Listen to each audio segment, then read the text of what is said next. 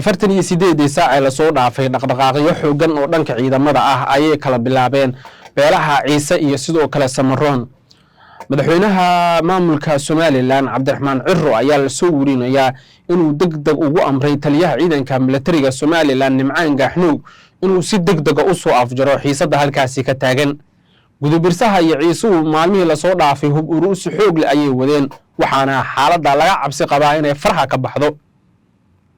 macluumaadka wararkan helayna waxay tilmaamayaan in 48 saac la soo dhaafay militariga Somaliland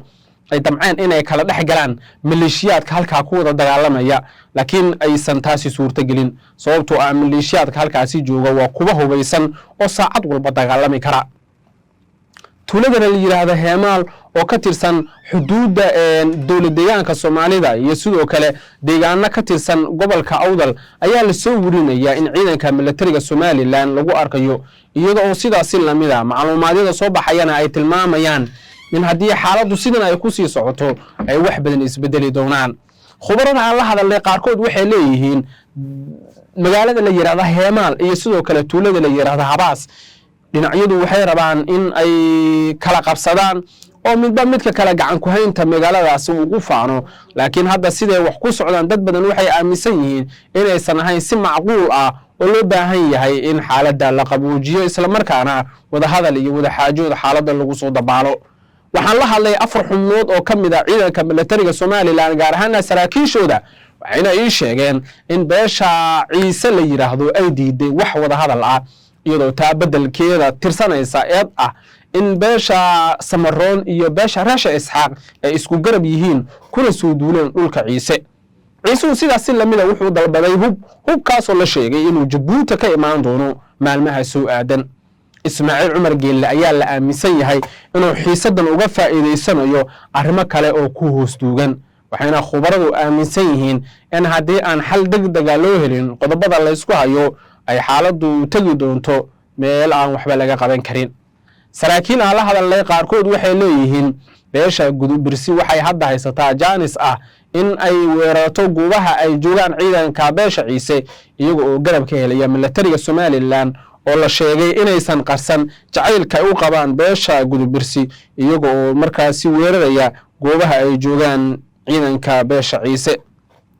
dadka arrimaha la socda waxay leeyihiin Cabdiraxmaan Cirro isaga ayaa mas'uul ka ah xiisadaha halka ka taagan sababtoo ah waa inuu si degdeg ah u xaliyo dhammaan waxyaabaha la isku hayo oo ay dad badan aaminsan yihiin inay xaaladda dab kale ku sii shidi karaan. militariga Somaliland iyo sidoo kale militariga maamulka Waqooyi Bari ayaa maanta waxay isku horfadhiyaan tuulada la yiraahdo Shimbiraale iyo tuulada Yubbe dhammaan waxay tuulooyinkan ka tirsan yihiin gobolka Sanaag waxayna hoos yimaadaan magaalada Ceergaabo. dagaal ayaa laga cabsi qabaa inuu halkaasi ka dhaco sida ay khubaradu aaminsan yihiin. waxaa laga cabsi qabaa isku horimaadyo waaweyn oo halkaasi ka dhaca inaysan cidnadan ugu jirin marka laga hadlayo xiisadaha halkaasi ka taagan. militariga Somaliland waxaa lagu eedeynayaa in iyagu ay rabaan inay duulaan weyn qaadaan halka militariga maamulka Waqooyi Bari iyana heegankii ugu sarreeyay ay ku jiraan. saacad walba waxaa laga cabsi qabaa dagaalo iyada oo dadka aan arrimahan kala hadalnayna ay sheegeen in haddii xiisaddu sidan ay ku sii socoto ay wax badan khaldami doonaan.